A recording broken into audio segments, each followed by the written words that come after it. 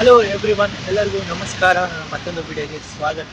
ಸದ್ಯ ಈಗ ಕಬ್ಬನ್ ಪಾರ್ಕ್ನಲ್ಲಿ ನಡೀತಿರುವಂಥ ಫ್ಲವರ್ ಶೋ ಫಲಪುಷ್ಪ ಪ್ರದರ್ಶನ 2025.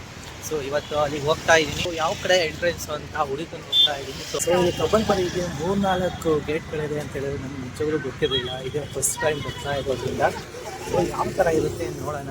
ಬರ್ತಾ ಇದ್ದೀನಿ.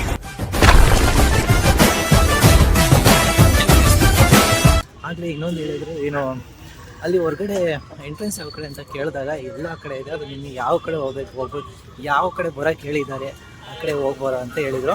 ನಿಮಗೇನು ಥಾಟ್ ಬಂತು ಅಂದರೆ ಎಲ್ಲರನ್ನೂ ಒಂದೇ ದೃಷ್ಟಿನಲ್ಲಿ ನೋಡ್ತಾ ಇದ್ದಾರೆ. ಅಂದರೆ ಪಾರ್ಕಿಗೆ ಬಂದು ಕೆಲವರು ಇಲ್ಲಿ ಟೈಮ್ ಸ್ಪೆಂಡ್ ಮಾಡ್ತಾರಲ್ಲ, ಸೊ ಆ ದೃಷ್ಟಿನಲ್ಲಿ ಎಲ್ಲರನ್ನು ಅಂದರೆ ಯುವಕರನ್ನ ಯುವತಿಯರನ್ನು ಒಂದೇ ದೃಷ್ಟಿನಲ್ಲಿ ನೋಡ್ತಾ ಇದ್ದಾರೆ ಅನ್ನೋ ಒಂದು ಫೀಲ್ ಬಂತು. ಕಬ್ಬನ್ ಪಾರ್ಕ್ ಫಲಪುಷ್ಪ ಪ್ರದರ್ಶನ ಅನ್ನೋ ಒಂದು ಕಾನ್ಸೆಪ್ಟ್ ಹೇಗೆ ಶುರುವಾಯಿತು ಅಂತ ನಿಮಗೆ ವೆದರ್ ಕೂಲ್ ಆಗಿದೆ, ಬನ್ನಿ ನಾನು ಹೇಳ್ತೀನಿ. ಹಾಗೆ ಪೀಸ್ ಆಗಿದೆ, ಹಕ್ಕಿಗಳ ಕಲರವ ಹಾಗೆ ಈ ಕಡೆ ವೆಹಿಕಲ್ಸು ಸ್ವಲ್ಪ ಅವಾಯ್ಡ್, ಅಂದರೆ ಲಿಮಿಟೆಡ್ ವೆಹಿಕಲ್ಸು, ಅಂದರೆ ಒಂದು ಬ್ಯಾಚ್ ವೈಸು. ಉದ್ಯಾನ ನಗರಿ ಅಂತಲೇ ಖ್ಯಾತಿಯನ್ನು ಪಡೆದುಕೊಂಡಿರುವಂಥ ನಮ್ಮ ಬೆಂಗಳೂರು ನಗರ ಫಲಪುಷ್ಪ ಪ್ರದರ್ಶನವನ್ನು ಆರಂಭ ಮಾಡಿದ್ದು. ಫಲಪುಷ್ಪ ಪ್ರದರ್ಶನ ಅನ್ನೋ ಕಾನ್ಸೆಪ್ಟು ಸುಮಾರು 190 ವರ್ಷದ ಹಿಂದೆಯೇ ಭಾರತವನ್ನು ಆಳ್ವಿಕೆ ಮಾಡ್ತಿರುವಂತಹ ಬ್ರಿಟಿಷರ ಕಾಲದಲ್ಲಿಯೇ ಆರಂಭ ಆಗಿತ್ತು. ಅದು ಮೊದಲನೇ ಬಾರಿಗೆ ಭಾರತದ ಬೆಂಗಳೂರಿನಲ್ಲಿ ಕೂಡ ಇಲ್ಲಿ ಆರಂಭ ಆಗಿತ್ತು. ಹಾಗೆ ಈ ಒಂದು ಕಾನ್ಸೆಪ್ಟು ರೈತರಿಗೆ ಸಹಾಯ ಆಗಲಿ ಅನ್ನೋ ರೀತಿಯಲ್ಲಿ ಈ ಒಂದು ಕಾನ್ಸೆಪ್ಟನ್ನು ತಗೊಬಂದರು. ಅಂದರೆ ಆಗಿನ ಕಾಲದಲ್ಲಿ ಕೃಷಿ ಅಥವಾ ತೋಟಗಾರಿಕೆ ವಿಶ್ವವಿದ್ಯಾಲಯಗಳಿದ್ವಲ್ಲ, ಅವು ಇರಲಿಲ್ಲ.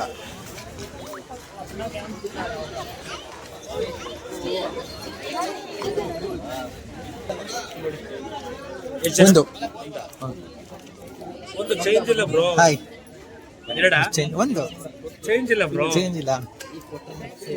ಚೇಂಜ್ ಇಲ್ಲ ಬ್ರೋ. ಡೌನ್ಲೋಡ್ ಮಾಡ್ತಿದ್ಯಾ? ವಿಡಿಯೋ ಮಾಡ್ತಿದ್ಯಾ? ಜಸ್ಟ್ ಹಾಗೆ vlog ticket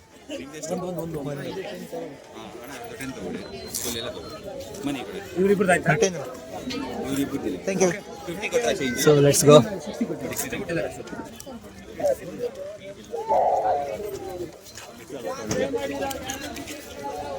so per person 30 rupees. So ಈ ಕಡೆಯಿಂದ ಸ್ಟಾಲ್ಸ್ ಎಲ್ಲ ಇದೆ, ಏನೇನು ಇಟ್ಟಿದ್ದಾರೆ ನೋಡ್ಕೊಂಡು ಹೋಗೋಣ ಬನ್ನಿ.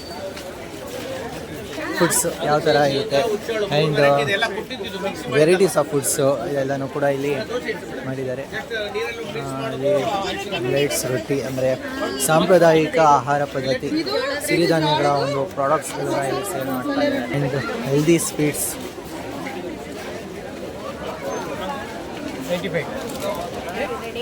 ಪುಳಿಯೋಗರೆ ಪೌಡ್ರ್ ಇದೆ, chutney powder, garam masala, turmeric powder, chilli powder, millet powder ಎಲ್ಲ ಹೋಮ್ ಮೇಡ್ ಸರ್. ಇದೆಲ್ಲ ಆಯಿಲು, ಕೊಕೊನಟ್ ಆಯಿಲು,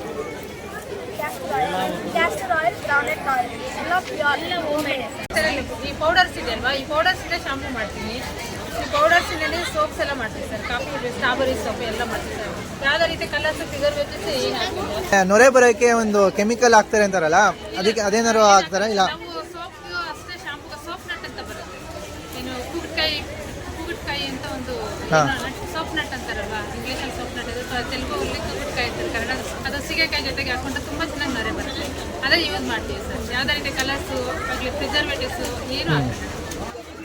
ಸಿರಿಧಾನ್ಯಗಳಿಂದ ಮಾಡಿರುವಂತಹ ಪ್ರಾಡಕ್ಟ್ಸ್ಗಳನ್ನೆಲ್ಲ ಇಲ್ಲಿ ಸೇಲ್ ಮಾಡ್ತಾರೆ. ಆ್ಯಂಡ್ ಇನ್ನೊಂದು ಏನಂದರೆ ಪರಿಚಯ ಮಾಡುವಂಥದ್ದು. ಅಂದರೆ ಈಗ ಈ ಕಾಲದ ಹಲವಾರು ರೋಗಗಳಿಗೆ ತುತ್ತಾಗುವಂಥ ಜನಗಳಿಗೆ ಇದೊಂದು ಈ ಪ್ರಾಡಕ್ಟ್ ನಾವು ಯೂಸ್ ಮಾಡಿದ್ರೆ ಹೆಲ್ದಿ ಡಯಟ್ ಮೇಂಟೈನ್ ಮಾಡ್ಬೋದು ಅನ್ನೋ ರೀತಿಯಲ್ಲಿ ಈ ಒಂದು ಪ್ರಾಡಕ್ಟ್ಸ್ನೆಲ್ಲ ಪರಿಚಯ ಮಾಡೋದು. ಹಾಗೆ ಈ ಕಡೆ ಗಾಲ್ಫಿಂಗು, ಹಾಗೆ ಹೇಮಾವತಿ ಈ ಕಡೆ ಒಂದು ಕರ್ನಾಟಕ ಮ್ಯಾಪ್ ಸಿಗುತ್ತೆ ನಿಮಗೆ.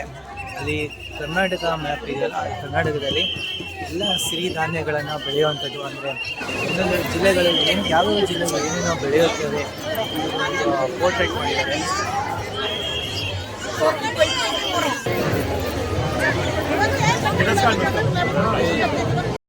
ತೆಗಿತೀನಿ ಹೋಗು. ಎಷ್ಟು ಚೆನ್ನಾಗಿದೆ. White, purple, orange. ಭಾರತ ದೇಶ ಕೃಷಿ ಆಧಾರಿತ ದೇಶ ಆಗಿತ್ತು. ಅಂದಿನ ಬ್ರಿಟಿಷ್ ಕಾಲದಲ್ಲಿ ಸುಮಾರು 189 ವರ್ಷದ ಹಿಂದೆಯೇ ಈ ಒಂದು ಫಲಪುಷ್ಪ ಪ್ರದರ್ಶನವನ್ನು ಕಾನ್ಸೆಪ್ಟನ್ನು ತಂದರು.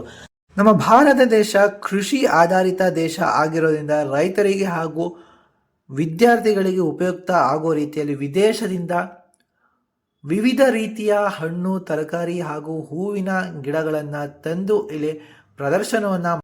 ಇದರಿಂದ ಹಲವಾರು ರೀತಿಯ ಔಷಧೀಯ ಗುಣ ಇರುವಂತಹ ಸಸ್ಯಗಳು, ಹೂವು, ತರಕಾರಿ, ಹಣ್ಣು ಹಾಗೆ ಹೊಸ ಹೊಸ ಬಗೆಯ ಗಿಡಗಳನ್ನು ಅಥವಾ ಹೂವುಗಳನ್ನು ನಾವು ಪರಿಚಯ ಮಾಡ್ಕೊಳ್ಳೋದಕ್ಕೆ ಹಾಗೂ ಅದರ ಒಂದು ಜ್ಞಾನವನ್ನು ಪಡೆದುಕೊಳ್ಳೋದಕ್ಕೆ ಸಹಾಯ ಆಗ್ತಾ ಇತ್ತು. ಅಂದಿನ ಕಾಲದಲ್ಲಿ ಕೇವಲ ₹1 ಶುರುವಾದಂತಹ ಟಿಕೆಟು ಈಗ ₹100 ತಲುಪಿ 100ರಿಂದ 1000ರವರೆಗೆ ತಲುಪಿದೆ. ಇನ್ನು ಇಲ್ಲಿ ಹಂಪಿಯ ಕಲ್ಲಿನ ರಥ ಅಥವಾ ಚಿಟ್ಟೆಗಳನ್ನು, ವಿವಿಧ ರೀತಿಯ ಹೂಗಳನ್ನು ಬಳಸಿಕೊಂಡು ಹಾಗೂ ಬಣ್ಣದ ಸೇವಂತಿಗೆ ಹೂವನ್ನು ಬಳಸಿಕೊಂಡು ಮಾಡಿರುವಂತಹ ಕಲಾಕೃತಿಗಳು ಅತ್ಯದ್ಭುತವಾಗಿತ್ತು. ಹಾಗೆ ಎದುರುಗಡೆ ಇರುವಂಥ ವಾಟರ್ ಫೌಂಟೇನ್ ಕೂಡ ಅಷ್ಟೇ ಅಟ್ರಾಕ್ಟಿವ್ ಆಗಿ ಕಾಣ್ತಾ ಇತ್ತು.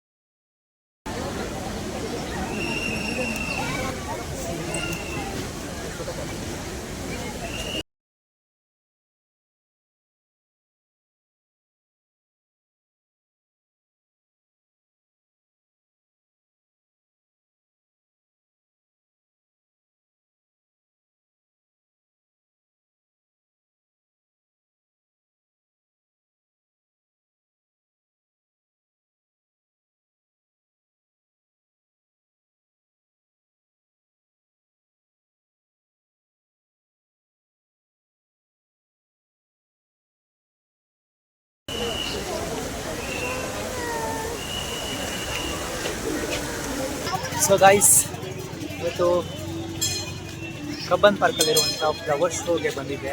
ಸೊ ಫ್ಲವರ್ ಶೋ ನೋಡಾಯಿತು, ಚೆನ್ನಾಗಿತ್ತು. ಲಿಮಿಟೆಡ್ ಆಗಿ ಅರೇಂಜ್ ಮಾಡಿದ್ರು ಕೂಡ ಅಷ್ಟೇ ಚೆನ್ನಾಗಿ ಅರೇಂಜ್ ಮಾಡಿದರು.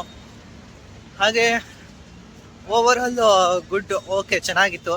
ಬಟ್ ನನ್ನ ಪ್ರಕಾರ ಔಟ್ ಆಫ್ 5ಗೆ 3.5 ಅಂದರೆ 3.5 ರೈಟಿಂಗ್ ಕೊಡ್ತೀನಿ. ಇಷ್ಟು ಹೇಳ್ತಾ ಈ ವಿಡಿಯೋನ ಇಲ್ಲಿಗೆ ಎಂಡ್ ಮಾಡ್ತಾ ಇದ್ದೀನಿ. Thank you for watching. ಹಾಗೆ ನೆಕ್ಸ್ಟ್ ವಿಡಿಯೋದಲ್ಲಿ ಸಿಗೋಣ. Take care, bye. ಬರ್ತಾ ಇದ್ದೀನಿ.